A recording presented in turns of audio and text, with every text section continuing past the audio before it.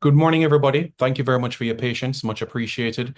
We are joined with the head coach of the Jamaica senior men's national team, Coach Steve McLaren, as we go through and unveil the squad for the upcoming friendly internationals against Trinidad and Tobago. A reminder that's February 6th and February 9th. February 6th at the Montego Bay Sports Complex in St. James, and of course, February 9 at the Anthony Spalding Sports Complex in Kingston. A reminder to all the media coming in, please put your devices on mute. And secondly, if you are not dressed appropriately, also turn your camera off as well. That will be greatly appreciated. So to commence proceedings, we're going to have a few opening remarks from our head coach, Coach McLaren, and then after that, we'll get right into the squad. So, Coach, good morning. How are you doing? Okay. Okay, ladies, gentlemen, it's a great pleasure to be back in Jamaica. I've been here for about 10 days. Bit of scenery, bit of culture, and lots of football and lots of planning because since the new year, this is it. This is World Cup year. That's the aim at the end, to make sure we're in it, and a lot of planning before that.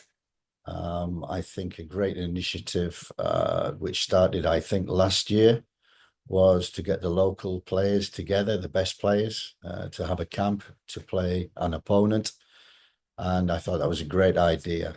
We've assembled that camp. We play Trinidad, big rivals. And in the meantime, I've watched 4 or 5 games. I'll watch two more on Sunday, two more on Monday, and then we get the squad together for Tuesday, play Trinidad on Thursday with the second game on Sunday, which I'm looking forward to immensely. One, because I want to work with the local players, and two, it'd be great to see Dwight York, who's just become manager, head coach of Trinidad. So watching games, and I must say relying a lot on Meron to assemble the players, to give me guidance, which he has done, and through him mainly and other contacts, we have a squad of 28 players, of which 15 are uncapped, and as we say, the rivalry is there.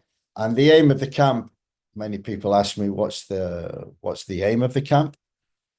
I say it's very much short term. It's very much geared towards World Cup qualification. So it's geared towards the here and now, with also within the squad, 2 or 3 youngsters we need to look at for the future.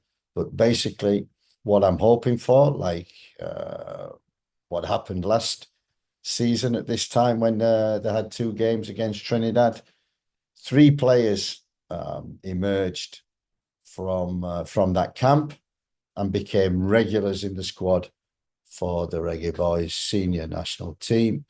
And that was great to see. That was Kaheem Dixon, Richard King, and Shaq Juan Davis.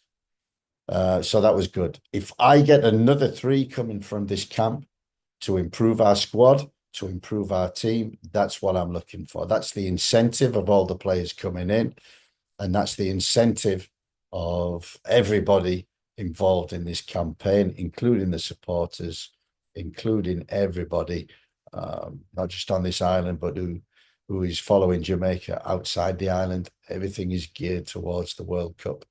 So 28 players we have, starting with goalkeepers. Shaquan Davis, we know well. Jamali Wade, we know well. Benjamin Williams, I watched him the other day against Morbay. So I was impressed with him. We have a young one, Joshua Grant from New York Red Bulls, 17, who's played for the under-17s, under-20s, and is really coming for experience.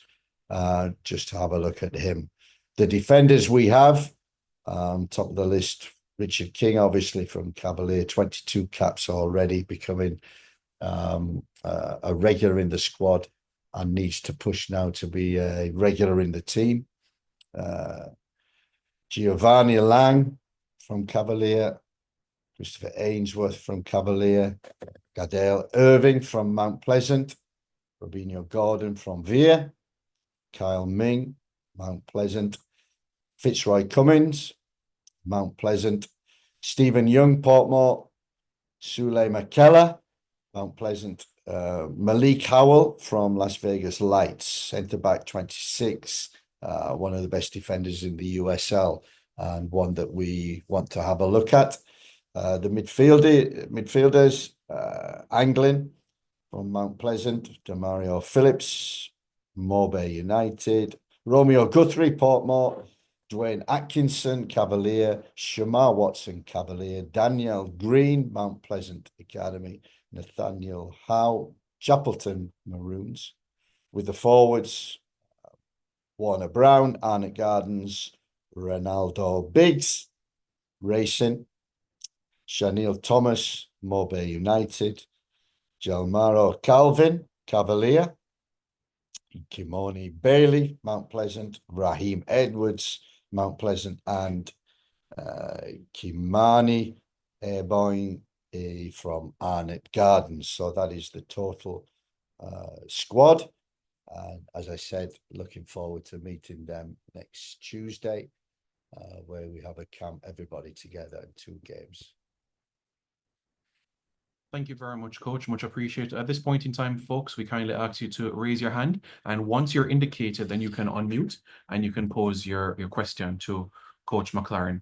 So let us start with Matthew. Please go ahead, Matthew. Good morning, Coach. Good morning, Simon. Good morning. Morning. Matthew.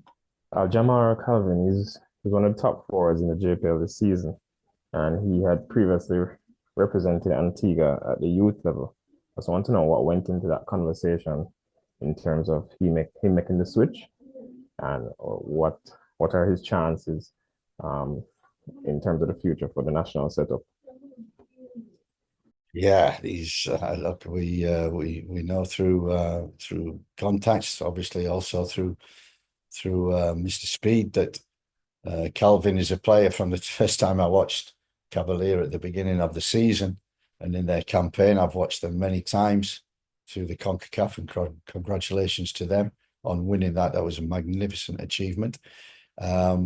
He's one I've really admired. And at the beginning, when I saw him, I said, yeah, I wanted him for the squad. And they said, no, he plays for another country. So we hear, obviously conversations go on, and we hear that he would like to represent Jamaica. So we're delighted to include him in that and give him the opportunity to show us what he can do.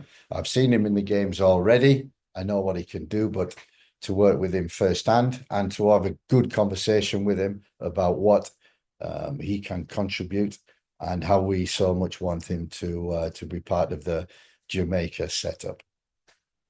Matthew, do you have a follow-up? No, I don't. Thank you, Simon. All right, thank you very much, Matthew. We can move on to next person. Please raise your hand and indicate. Okay, let's hear from, I think this is Tyrone Davis. Go ahead. Good morning, Coach. Good morning, Simon. Thank you for this opportunity. We know that some of the USL players are out. For instance, Tyreek Magee is not included. He's out. He's in Jamaica right now, training. Why he's not included in the setup? Tyreek. Yes. Yeah. Tyreek, he has opportunities, I think, in Europe, where European teams are showing interest in him. I know he's in Jamaica. I know he's been training. I also know that, I can't divulge any information or secrets, but I do know that he may have an opportunity in Europe, which he is obviously looking at, and we respect that. Yeah, he must sort his club future out first. So we wait to hear from him when it's decided at the end of the window where he's going to be playing his football for the rest of the season. Okay, thank you, Coach. All right, Robert, go ahead. Yes, Coach. Robert here, Jamaica Observer. Playing against Trinidad, Coach, what will be the main focus for these local based players going into a game like this? What are some of the things you'll be looking for, and what are some of the things you plan to implement with these local players?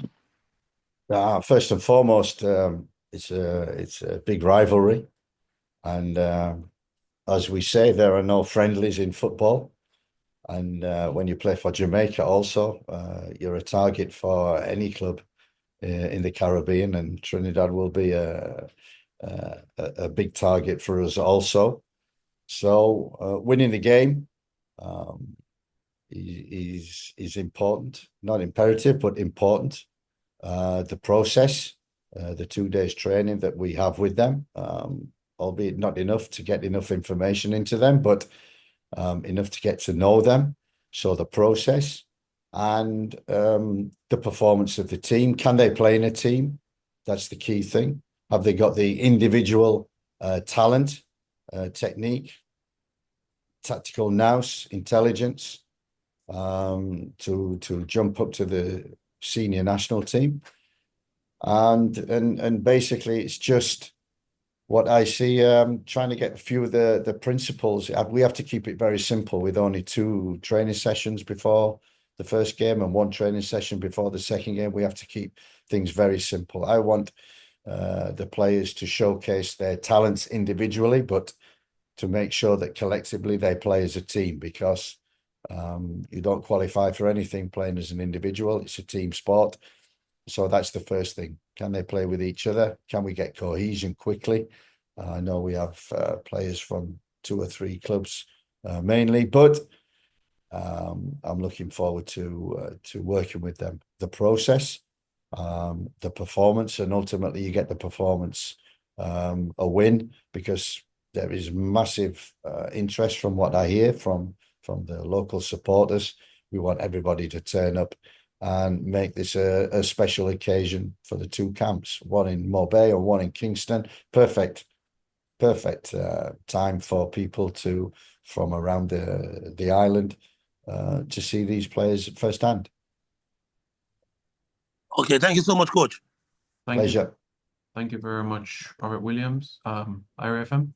Yeah, thank you very much. Good morning to everyone. Coach, just to follow up on the Tyreek Magee, is it a case that he has asked not to be included? Is he unavailable because of the options, or is it a case that he has been left out? He's not on the island. I think he's sorting his future out. So Tyreek would be involved, but at the present, he's not available. Thank you very much, Coach. Thank you very much, Robert. Anybody else, please raise your hand again to indicate questions you may have. Let's hear from Dwight Spence. Good morning, sir. Go ahead. Good morning, Simon. Good morning, Coach McLaren. Hi, Dwight. How you doing? So this is Dwight Spence. Do some work with the ReggaeBoys.com. A couple interesting, or 1 or 2 interesting players I see on the squad. Nathaniel Howe and I believe Joshua Grant. They're both from the 2020, the 2005 age group. Are you seeking to get more players that are top level U20 players involved in these type of games, friendlies, so forth, with the senior boys going forward as we go through this World Cup cycle? Age for me is nothing. It's just a number. If they're good enough, that's what we're looking for.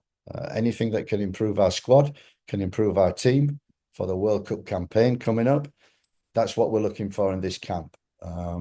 Marin has been through it, and we said just to make up the squad, because we may get injuries, just to help in training, that we may give 2 or 3 people, young players, an opportunity to gain some experience. That's what they're doing. If they gain experience and they're better than who they're playing against, and they're good enough, they will play. So everybody in the squad has an opportunity, and a real opportunity, to make the World Cup squads going forward. Thank you. And one other question, if I may, Simon. Go ahead. What's your thoughts and what have you seen on Chanel Thomas? He's been doing real well for Montego Bay United. What are your thoughts on his future involvement with some of the injuries that we have on the front line and what he brings to the squad and his future maybe club-wise and with the Reggae Boyz? Yeah, I've seen him one game and yeah, very impressed with what he brought to Mobay. You're absolutely right. You know, it's been a tragedy what has happened over the Christmas period with Mikel Antonio, and you know, we're still in touch with him all the time. He's recovering. Says he may not make the March one, but he may be available in the summer, so we're hoping on that one. And in the meantime, you're absolutely right. The number 9 position is vitally important, and if we can get one top quality number 9 who can score goals from this group, I'll be absolutely delighted. That's what we're looking for. So Chanel is just one of them players who is given this opportunity. You know, it's not just this camp, but it's also in the games that we watch them play, which I'll be following very closely. Thank you very much to both of you. Thank you very much, Dwight. A reminder again, please raise your hand to indicate if you have any questions for Coach McLaren. Please raise your hand in the chat and then you'll be identified and then you can pose your question to Coach. It looks like we have one more from Robert for your second question. Okay, go ahead.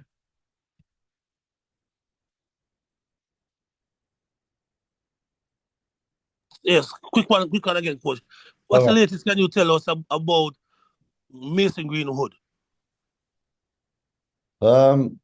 It's the same message from 6 months ago. We're still waiting for one document to be found, signed, and my indications are that Mason wants to play for Jamaica, and you know, I think we respect the family's decision at the present moment.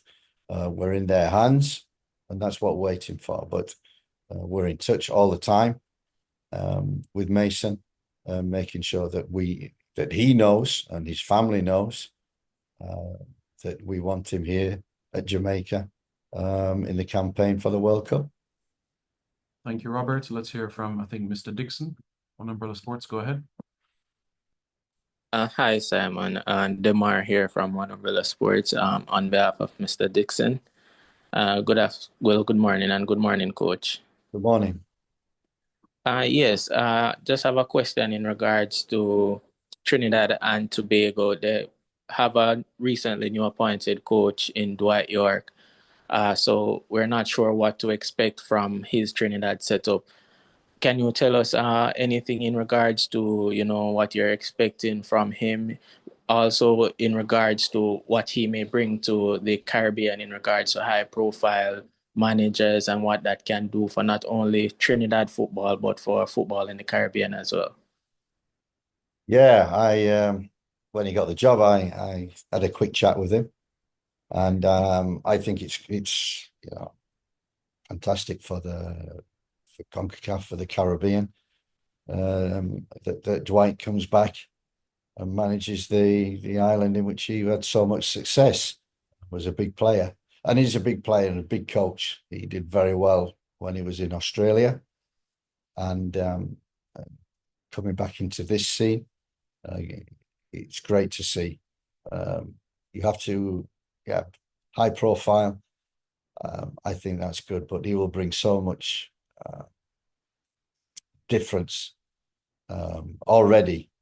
I've seen what he's doing.